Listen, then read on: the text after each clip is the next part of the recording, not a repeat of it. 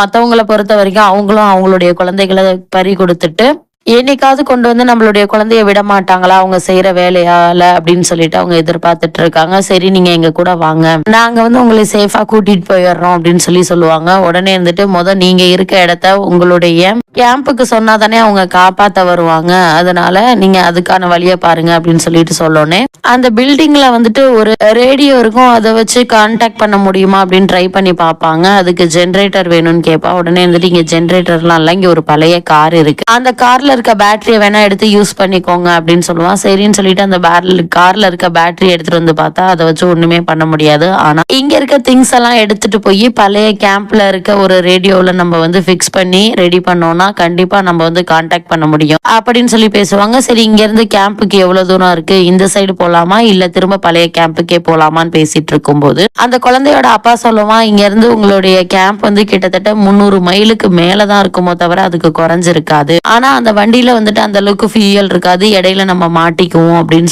சொல்லுவான். சரின்னு சொல்லிட்டு நம்மளுக்கு தப்பிக்கிறதுக்கு ஒரே வழி என்னன்னா இந்த இடத்துல இருந்து, அதாவது அந்த பில்டிங்ல இருந்து நம்மளுடைய பழைய கேம்ப் அந்த தாலிபான்கள் இருந்த கேம்புக்கு இந்த ட்ரக்கை யூஸ் பண்ணி போறதுதான் ஒரே வழி, அந்த அளவுக்கு தான் ஃபியூயல் இருக்கும், அதுவும் இடையிலேயே தீந்து போயிருதோ என்னவோ தெரியல அப்படின்னு சொல்லிட்டு வேகமா மிச்சம் இருக்க 5 பேரு, அதாவது கண்ணாடிக்காரன், கல்யாணம் ஆகாதவன், அதே போல வெள்ளக்காரன் அதாவது ஹீரோயின், அந்த குழந்தையோட அப்பா, குழந்தை, இவங்க 6 பேரும் போறாங்க. மத்தவங்களையும் வரீங்களான்னு கேட்டதுக்கு இல்ல, தாலிபான்கள் எங்க குழந்தைய வந்து இங்கதான் வந்து ஒப்படைப்பாங்க, அதனால இந்த இடத்த விட்டு நாங்க எங்கேயும் வரமாட்டோம், நீங்க போறீங்கன்னா போங்க, குழந்தைய மட்டும் பத்திரமா பாத்துக்கோங்க அப்படின்னு சொல்லிட்டு சொல்லிடுவா. சரின்னு சொல்லிட்டு இவங்க 6 பேரும், அதாவது இந்த 4 பேர் மிலிட்டரி மேன்ஸ் 4 பேரு, குழந்தையோட அப்பா எல்லாருமே அந்த ட்ரக்ல ஏறி பழைய கேம்புக்கு போறாங்க. அந்த சவுண்டை கேட்டு பின்னாடியே அந்த மான்ஸ்டரும் துரத்திக்கிட்டே வரும்போது கொஞ்சம் தூரத்துல கிட்டத்தட்ட அந்த கேம்புக்கும் ட்ரக்குக்கும் ஒரு 100 மீட்டர் டிஸ்டன்ஸ்லயே ட்ரக் நின்னு போயிருது. உடனே அந்த இடத்த விட்டு இறங்கி வேகமா கேம்ப நோக்கி எல்லாருமே ஓடுறாங்க. ஒரு வழியா இந்த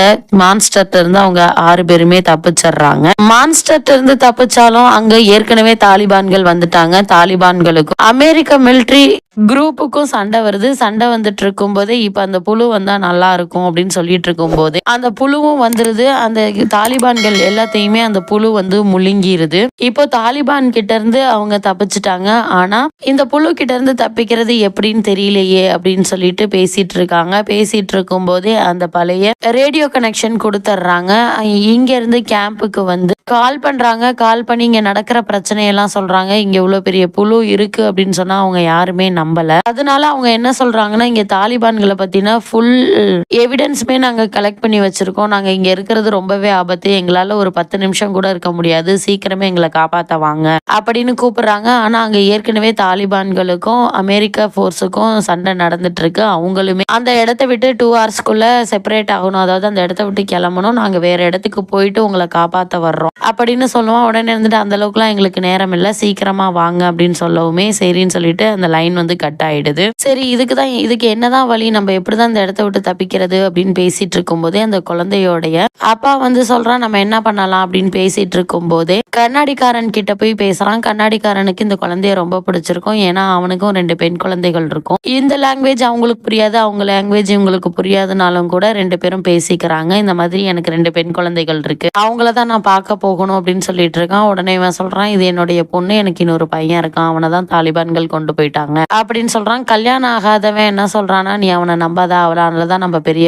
பல பிரச்சனையில நம்ம சிக்கிக்க போறோம், அதனால நீ அவனை நம்பாத அப்படின்னு சொல்லிட்டு இருக்காங்க. சொல்லிட்டு இருக்கும் போதே திரும்பவும் அந்த புழு வந்து அந்த சவுண்ட் வைப்ரேஷனை வச்சு அந்த இடத்த வந்து தாக்க வருது. உடனே என்ன பண்றாங்கன்னா, இந்த இடத்த விட்டு நம்ம எப்படியாவது தப்பிச்சாகணும், எனக்கு போறதுக்கு ஒரு வழி தெரியும், வாங்க அங்க வேணா போலாம் அப்படின்னு சொல்றான். அதாவது இங்க ஒரு மைன் இருக்கு, அந்த மைனை பயன்படுத்தி நம்ம வந்து வெளியில போயிடலாம், அப்படி வெளியில போயிட்டோம்னா நம்ம தப்பிச்சிடலாம் அப்படின்னு சொல்றான். சரின்னு சொல்லிட்டு இந்த 4 பேரு, அந்த குழந்தையோட அப்பா, குழந்தை 6 பேரும் போறாங்க. போயிட்டு இருக்கும் போதே எவ்வளவு பொறுமையா போனாலும் ஒரு ஸ்டேஜ்ல அந்த புழு வந்து இவங்க நடக்கிற வைப்ரேஷனை வச்சு கண்டுபிடிச்சிருது. கண்டுபிடிச்சோடனே இதுல அந்த கண்ணாடிக்காரன் மாட்டிடுறான். கண்ணாடிக்காரன் எவ்வளவு வேகமா கூட்டிட்டு போயும் அவங்களால கூட்டிட்டு போக முடியல. ஒரு ஸ்டேஜ்ல புழு பக்கத்திலேயே வந்துருது. அதனால அந்த கண்ணாடிக்காரன் சொல்லிடுறான், என்னைய விட்டுட்டு நீங்க தப்பிச்சு போங்க அப்படின்னு சொன்னோடனே அவனை அப்படியே விட்டுட்டு இவங்க 4 பேரும், குழந்தையோட அப்பா, குழந்தை, அந்த லேடி, கமாண்டர் லேடி ஜென்ஸ், அதாவது ஹீரோ ஹீரோயின் அப்புறம் அந்த கல்யாணம் ஆகாதவன் 3 பேரும் அந்த மைனை கண்டுபிடிச்சிடுறாங்க. 5 பேரும் அந்த மைன்குள்ள போறாங்க. இந்த இடம் எப்படி நீ சேஃப்டின்னு சொல்ற அப்படின்னோடனே, அந்த புழுவால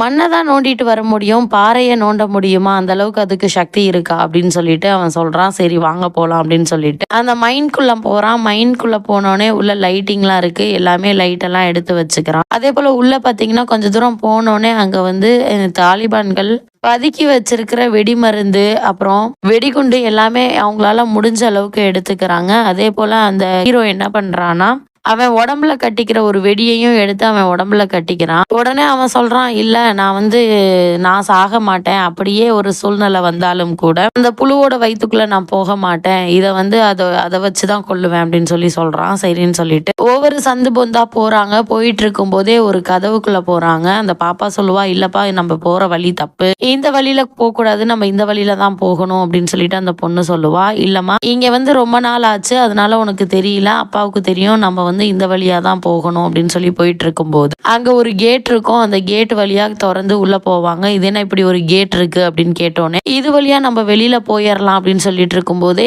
கடைசியா அந்த கல்யாணம் ஆகாதவன் வரும்போது அந்த கேட்டை மூடாத, இங்கிட்டு இருந்து கதவு தாழ்பாலில அங்கிட்டு இருந்து தான் திறக்க முடியும்னு சொல்லிட்டு இருக்கும் போதே அந்த கதவு வந்து மூடிடுவான். கதவு மூடிக்கும். சரின்னு சொல்லிட்டு கொஞ்ச தூரம் போனேனே அப்படியே நின்றுவான் அந்த குழந்தையோட அப்பா. என்னன்னு கேட்கும்போது, நான் வந்து இந்த மாதிரி கன்னி வெடியில கால் வச்சுட்டேன், நீங்க எல்லாருமே படுத்துக்கோங்க, இல்ல உனக்கு ஒன்றும் ஆகாது, நாங்கள் எப்படியாவது காப்பாற்றுறோம் அப்படிங்க, இதுக்கு வேற வழியே இல்லை, என் குழந்தைய நீங்கள் பத்திரமா பார்த்துக்கோங்கன்னு சொல்லிட்டு அந்த கன்னிவெடியிலேருந்து காலை எடுத்துருவான். அந்த குழந்தையோட அப்பா இறந்து போயிடுறான். மிச்சம் இருக்கிறது இந்த 3 பேர், அதாவது அமெரிக்கா ஆர்மியில் இருக்க 3 பேரும் அந்த குழந்தையும் மட்டும்தான் இருக்காங்க. இப்போ தப்பிக்கிறதுக்கு ஒரே வழி என்னன்னா, இந்த குழந்தை தான் வெளியில போயிட்டு அந்த கதவை வெளிப்பக்கமா இருந்து திறக்கணும். ஏன்னா அந்த கன்னிவெடி வெடிச்சதுல அந்த இடமே ஃபுல்லா பிளாஸ்ட் ஆயிடுச்சு, வெளியில போறதுக்கு வழி இல்லை. அந்த இடத்துல ஒரு காத்து போறதுக்கான ஒரு ஹோல் போட்டிருப்பாங்க, டக்ட் மாதிரி, அது வழியா போகணும். அந்த வழி ரொம்பவே சின்னது, அதுல பெரியவங்க யாராலையுமே போக முடியாது. அதனால அந்த குழந்தைகிட்ட கேட்குறாங்க. அந்த குழந்தை நான் போறேன்னு சொல்லிடுறா. போறேன்னு சொன்னோடனே இந்த குழந்தை அந்த டக்ட் வழியா போய் அந்த பாறைக்கு வெளியில வந்துடுறா. வெளியில வந்தோடனே இப்ப கவனிச்சு போறா. அங்க போய் பார்த்தா அங்க தாலிபான்கள் ஏற்கனவே அங்க இருந்து வெடிமருந்தெல்லாம் எடுத்து வச்சுட்டு இருப்பாங்க. எடுத்து வச்சிருக்கிறத இவ வந்து ஓரமா யாருக்கும் தெரியாம ஒளிஞ்சு நின்று பார்த்துட்டு இருப்பா. பார்த்துட்டு இருக்கும் போதே மாட்டிக்குவோமே, நீ யாரு என்ன அப்படின்னு கேட்டோன்னு இவ வாயே பேச மாட்டா. ஆனா பார்த்தா அவ கழுத்துல வந்து அந்த ஹீரோயின் வந்து ஒரு அமெரிக்கா டாலர் வந்து ஜீசஸ் மாதிரி போட்ட ஒரு செயின் போட்டுட்டு இருப்பா. அதை பார்த்தோன்னே அந்த அமெரிக்கர்கள் எங்க இருக்காங்க அப்படின்னு கேட்டோன்னே அந்த குகைக்குள்ளதான் இருக்காங்க அப்படின்னு காமிச்சு கொடுத்துருவா. காமிச்சு கொடுத்தோடனே திடீர்னு பார்த்தா ஏதோ சவுண்டு கேட்கும். என்னடா சவுண்டு கேட்குதுன்னு சொல்லிட்டு அந்த தாலிபான்கள் இந்த குழந்தைய இறக்கி விட்டுட்டு போய் பார்த்தா அந்த புழு அந்த இடத்துக்கு வந்திருக்கும். ஏன்னா அவங்க வந்து வெடி மருந்தெல்லாம் ஏத்தும் போது அந்த வைப்ரேஷன் சவுண்டு கேட்கும் இல்லையா, அந்த சவுண்டை வச்சு அந்த புழு வந்து இந்த இடத்துக்கு வந்து அங்க இருக்க தாலிபான்கள் எல்லாத்தையுமே தின்னுகிட்டு இருக்கு. அந்த கேப்பை பயன்படுத்தி அழுங்காம போய் திரும்ப அந்த மைன் வழியா ஃப்ரண்ட்ல இருந்து எங்க உள்ள நுழைஞ்சாங்களோ அது வழியா உள்ள வந்து வெளியில இருந்து கேட்டை ஓபன் பண்ணி விட்டுருவா. ஓபன் பண்ணோடனே இவங்க 3 பேரு பிளஸ் இவ ஒருத்தி 4 பேரும் வந்துட்டு இருக்கும் போதே அந்த கல்யாணம் ஆகாத ஒருத்தன் இருக்கான் இல்லையா, அவன் வந்து அந்த குகைக்குள்ளேயே மாட்டிக்குவான். அவனையும் விட்டுட்டு மிச்சம் வெளியில வர்றது ஹீரோ ஹீரோயின் இந்த குழந்தை மட்டும்தான் வந்துட்டு இருப்பாங்க. வந்துட்டு இருக்கும் போதே புழுவும் வந்துடும். புழு வந்தோடனே அது புழுவுக்கு தெரியாம அப்படியே நைஸா சவுண்டு கொடுக்காம வைப்ரேஷன் எதுவும் கொடுக்காம போயிட்டு இருக்கும் போதே அந்த சாம்பர் வந்துடும். அதாவது ஹெலிகாப்டர் இவங்களை காப்பாத்துறதுக்கு வந்துடும். ஹெலிகாப்டர் வர்ற சவுண்டு கேட்டாந்து அந்த புழு 60 அடி உயரத்துக்கு எழுந்திருச்சு நின்று வந்து அந்த ஹெலிகாப்டர்ல இருந்து அந்த புழு மேல ஒரு பாம்பை போட்டோன்னே இந்த புழு வந்து தெரிச்சிரும், அதாவது வெடிச்சு தெரிச்சிரும். சரின்னு சொல்லிட்டு இவங்க 3 பேத்தையும் காப்பாத்திடுவாங்க. காப்பாத்திட்டு திரும்ப அந்த சாம்பர்ல ஏறி 3 பேரும், அதாவது ஹீரோ ஹீரோயின் அந்த குழந்தை போயிட்டு இருக்கும் போது ஒரு 60 அடி நீளத்துல திரும்ப இன்னொரு புழு எழுந்திருச்சு அந்த சாம்பரை அட்டாக் பண்ணும்போது கரெக்டா நம்ம ஹீரோ என்ன பண்ணிருவானா, அந்த வயிற்றுல கட்டியிருந்தான் பாத்தீங்களா வெடி மருந்து, அந்த வெறி மருந்தோட அந்த புழுவோட வயிற்றுக்குள்ள குதிச்சு அந்த பட்டனை பிரஸ் பண்ணிடுவான். பிரஸ் பண்ணோடனே அந்த புழுவும் வெடிச்சு செதறிடும். கடைசியா ஹீரோயினும் அந்த குழந்தையும் மட்டும்தான் அந்த இடத்துல இருந்து தப்பிக்கிறாங்க. இந்த சாண்ட் மாஸ்டர் இதுதான் இந்த படத்தினுடைய கதையாவும் இருக்கு.